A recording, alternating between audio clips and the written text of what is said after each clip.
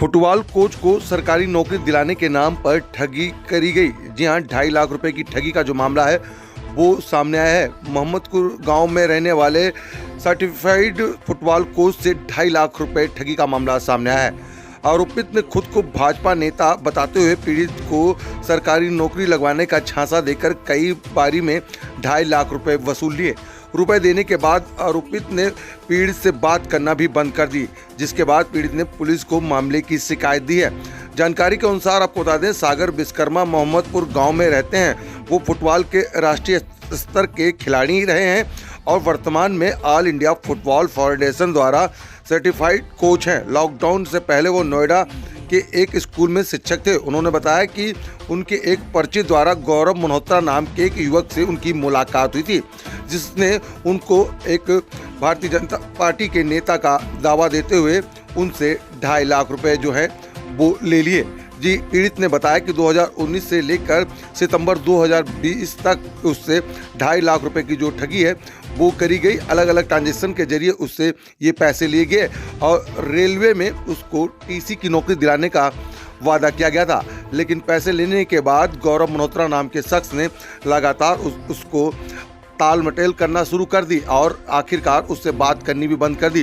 पीड़ित ने इससे पहले आपको बता दें कि आरके पुरम थाने इलाके में इसकी शिकायत आज से 4 महीने पहले दी थी, लेकिन उसकी शिकायत पर कोई भी कार्रवाई ना हुई। तो उसके बाद पीड़ित ने आखिरकार थक हाकर साउथ वेस्ट के डीसीपी गौरव शर्मा को इसकी शिकायत दी। बहरहाल अब देखना होगा कि दिल्ली पुलिस पूरे मामले में क्या कार्रवाई करती है और कहीं ना कहीं पीड़ित को अभी भी इंतजार है कि उसके मेहनत के दिए हुए पैसे उसको वापस मिल जाएंगे। आपके साथ कैसे ठगी हुई, कौन लोग थे, किसने जो पैसे आपसे ठगे हैं? ये गौरव मल्होत्रा जी हैं, बीजेपी कार्यकर्ता हैं। इन्होंने मुझे बताया कि मैं बीजेपी कार्यकर्ता हूँ। मेरी रेलवे में जॉब करते हैं उन लोगों से मेरी बातचीत है। अच्छे खासे जो रेलवे मिनिस्टर है ना, वो मेरे बहुत अच्छे दोस्त हैं। तो तुम स्पोर्ट्स पर्सन हो, इतने अच्छे लेवल पे खेले हुए फुटबॉल। तो इन्होंने मुझे कहा कि आप खाली बैठे हुए स्कूल में जॉब कर रहे हो, उससे कितना ही खर्चा हो जाता हो, कितना पैसे कमा लेते होगे, तो आप बोले तो मैं आपके लिए बात करता हूँ रेलवे में। तो गवर्नमेंट जॉब किसको नहीं पसंद होती सर, मेरे को भी पसंद। मैंने भी लालच में आ गया, मैंने भी कहा ठीक है सर, बात कर लो मेरे लिए भैया। तो वो जिनके साथ उठते बैठते थे, जाट थे मोहम्मदपुर के, मैं भी उनके साथ उठते बैठता था। तो उन्होंने मेरे को मिलवा दिया और उन्होंने कहा कि ऐसे ऐसे है ये, इससे बात कर ले। धीरे धीरे मेरे से बात हुई तो मैं इसको अपने डॉक्यूमेंट वगैरह दिए। इसने कहा कि तेरा हो जाएगा, तू मेरे को इन्होंने मुझे कहा था 6 लाख रुपये लगेंगे।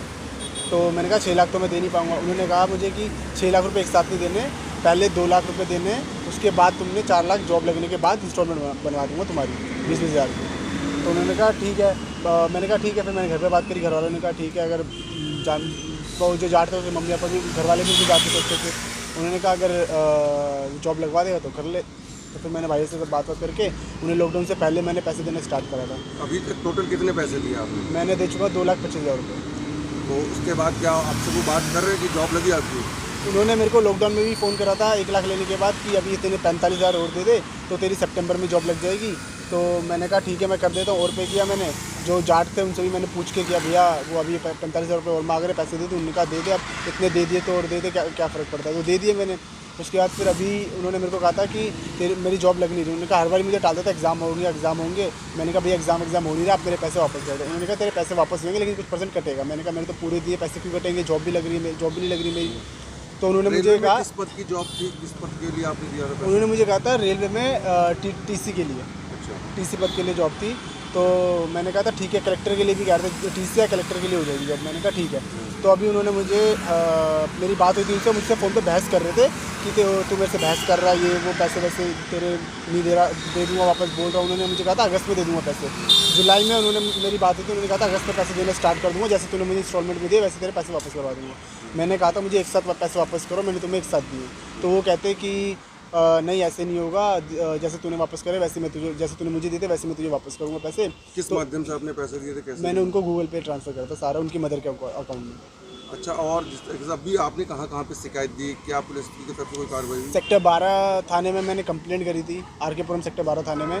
बट वहाँ से मेरी कंप्लेंट आ गई 3 महीने, 4, अभी चौथा 4.5 महीने हो गए, 4-4.5 महीने हो गए कंप्लेंट दिए हुए। उन्होंने मेरी कंप्लेंट भिकाजी थाने में ट्रांसफ़र करी। भिकाजी थाने में कंप्लेंट ट्रांसफ़र होने के बाद उन्होंने मेरे को कहा कि 2 दिन बाद आना, 3 दिन बाद आना। पैसे दिए हुए मुझे 2 साल हो गए, 2 साल से ऊपर हो गया मुझे पैसे दिए हुए। मैंने भिकाजी थाने में भी कंप्लेंट करी। मैं फ़ोन करता हूँ तो मेरी कोई कॉल उठाता नहीं है।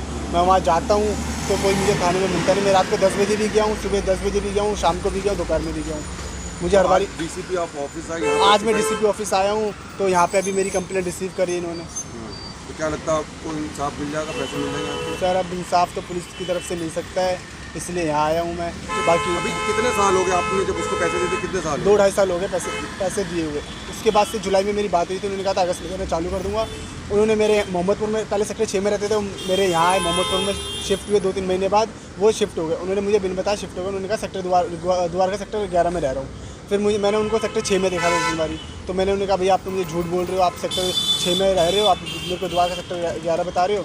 उन्होंने कहा अगस्त में तेरे पैसे देना चालू कर दूँ। उन्होंने मुझे सब जगह से ब्लॉक कर दिया, व्हाट्सएप इनसे सबसे ब्लॉक कर दिया। फिर मैंने उनकी कंप्लेंट डाली सेक्टर 12 थाने में। फिर मैं भिकाजी थाने में, वहाँ से कुछ एक्शन हो नहीं रहा।